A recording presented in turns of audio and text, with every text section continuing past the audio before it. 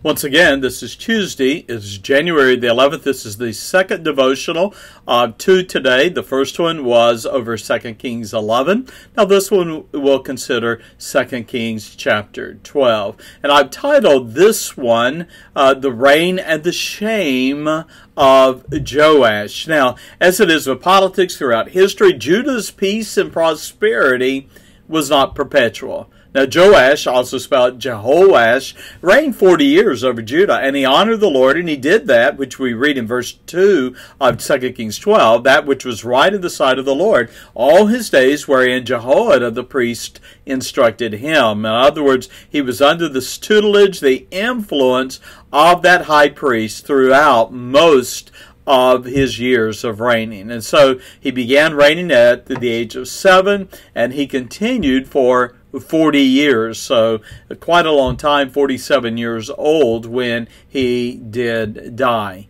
Now, Jehoash, one of the first things that he did was ordered the restoration of the temple in 2 Kings 12, verses 4 through 16. Now, giving us some insight into the years before his reign, the temple of the Lord had been neglected, and there was a great need for repairs. Now, the king ordered money to be collected and repairs to begin.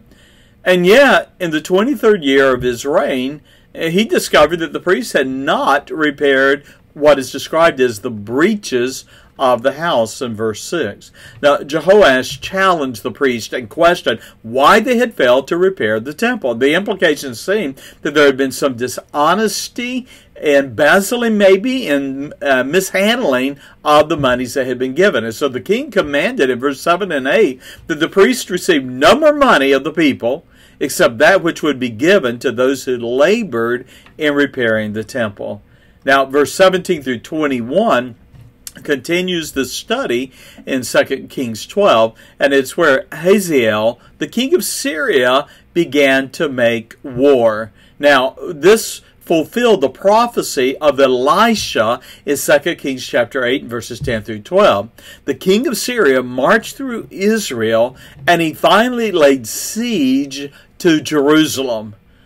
Severely wounded in the battle, according to 2 Chronicles 24, Jehoash the king, rather than seek the Lord for deliverance, instead paid a tribute to Hazael, the king of Syria, giving him the treasures of both the temple and his own royal treasures. While the king of Syria went away from Jerusalem, the king of Judah was left weakened. And soon after, Jehoash was assassinated by his own servants in verse 20.